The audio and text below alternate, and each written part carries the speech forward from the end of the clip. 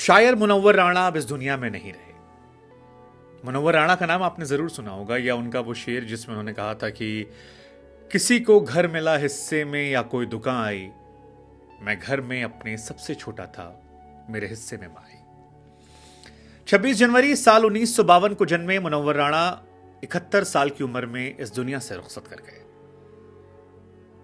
कई लोगों की आंखें गमगीन हैं। मां पर लिखी उनकी शायरियां दुनिया को याद है। मुनव्वर राणा की शख्सियत को अगर आपको समझना है तो ये समझिए कि मुनव्वर राणा उस परिवार से आते हैं जो हिंदुस्तान में रहता था, लेकिन फिर जब बंटवारा हुआ तो फिर उनके परिवार के हिस्से के लोग जो थे वो पाकिस्तान चले गए। मुनव्वर राणा के पिताजी जो थे उन्होंने पाकिस्तान जाना गवारा नहीं समझा और हिंदुस्तान में ही रहकर यहां पर काम करने लगे। इंडिया जब डिवाइड हुआ तो रायबरेली में जन्मा यह परिवार कोलकाता शिफ्ट हो जाता है और फादर वहीं जाते हैं। स्कूली एजुकेशन जो होती है वहीं पर होती है, लेकिन फिर स्कूल में मुनव्वर राणा की दोस्ती जो है वो नक्सलियों से हो जाती है। काफ़ी कंट्रोवर्सी होती है, पिता उनके काफ़ी खफा हो जाते हैं और इनको घर से निकाल देते हैं। दोस्त यार रिश्तेदार इन्हें रखते हैं, पढ़ाई वढ़ाई करते हैं, लेकिन फिर लखनऊ इन्हें बुला लेता है और लखनऊ से इन्हें मोहब्बत हो जाती है। लखनऊ में ही अंतिम सांसें भी इन्होंने ली, पीजीआई में अंतिम सांस ली मुनव्वर राणा 71 साल की उम्र में। यहीं पर मुनव्वर राणा की मुलाकात जो है वो शायर वसी अली से होती है। पहली बार दिल्ली के एक मुशायरे में उनके साथ नज्म गाते हैं और फिर एक के बाद एक अवार्ड नाम जो है वो शायरों की दुनिया में कमाने लगते हैं। 1993 में रईस अमरोही अवार्ड से इन्हें नवाजा गया। उसके बाद 95 में दिलकुश पुरस्कार से नवाजा गया। फिर 97 में सलीम जाफरी अवार्ड से नवाजे गए। 2004 में सरस्वती पुरस्कार से नवाजे गए। 2005 में गालिब पुरस्कार, उदयपुर पुरस्कार, 6 में कबीर सम्मान। बहुत सारे पुरस्कार है जो इन्हें मिले। भारत सरकार की तरफ से भी 2014 में उर्दू साहित्य के लिए एक अवार्ड मिला था। लेकिन 2015 में जब मोदी सरकार आ गई उसके बाद बहुत सारे इनकी जीवन में उतार चढ़ाव देखने को मिले, कंट्रोवर्सीज देखने को मिली। 2015 में अपना साहित्य अकादमी अवार्ड जो था वो इन्होंने सरकार को लौटाने का ऐलान कर दिया। राम मंदिर को लेकर जब फैसला आया तब ये विवादों में आए थे, जब उस दौर के जो सीजीआई थे उन पर रंजन गोगोई साहब पर इन्होंने सवाल उठा दिए थे कि ये फैसला किस तरह का है, और काफ़ी ज़्यादा वो कंट्रोवर्शियल था।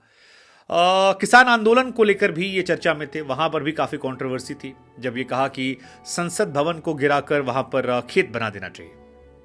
काफी ज्यादा बोल्ड विवादित स्टेटमेंट था। 2022 में यूपी चुनाव में बहुत चर्चा में थे जब इन्होंने पलायन जिन्ना का चर्चा चल रहा था यूपी में। आपको याद होगा 2022 में काफी ज्यादा पोलराइज चुनाव हुए थे और काफी सारी चर्चाएं हुई थी, कब्रिस्तान, शमशान।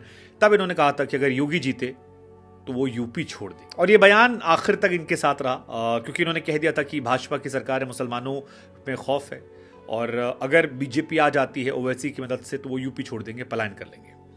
प्रधानमंत्री की माता जी के निधन पर भी इन्होंने टिप्पणियां की थी। कहा कि किसी की माँ की डेथ होती है तो मुझे तकलीफ होती है, मुझे लगता है ऐसा लगा जैसे मानो मेरी माँ चली गई। लेकिन उसके साथ कुछ तंज भी कसा था कि मोदी जी संभल कर चलिए क्योंकि माँ नहीं है, माँ की दुआओं से आप बच जाया करते थे। मुनव्वर राणा पीजीआई में एडमिट थे, काफ़ी समय से बीमार चल रहे थे और गाल ब्लैडर में इन्फेक्शन था। 2017 में लंग्स और गले में इन्फेक्शन हुआ था। कई सालों तक बेड पे भी रहे। कई समय पर खबरें आई कि इनकी डेथ हो गई है। कई बार बीमारी की खबरें आई। 2017 में सीने की दर्द की शिकायत, वो भी परेशान थी। लंग्स और गले में इन्फेक्शन था। SGPI में भर्ती कराए गए थे। 2022 में जब इन्होंने कहा था कि वोटर लिस्ट से इनका नाम काट दिया गया, वो भी काफ़ी चर्चा में था, सुर्खियों में था। बहुत सारी चीज़ें रहीं जो विवादों में रहीं, लेकिन एक कमाल के शायर, कमाल की कलम, और उस कलम से ही हम उन्हें याद करते हुए विदा करते हैं, जिसमें उन्होंने एक बार कहा था कि बादशाहों को सिखाया है कलंदर होना। आसान थोड़ी ना है मुनव्वर होना, ना आप आसान समझते हैं क्या मुनव्वर होना। तो मुनव्वर राणा साहब, आप इस दुनिया में नहीं है। हमारी प्रार्थनाएं, हमारी दुआएं आपके परिवार वालों के लिए। ईश्वर आपकी चाहने वालों ताकत दे। ओम शांति, ओम शांति।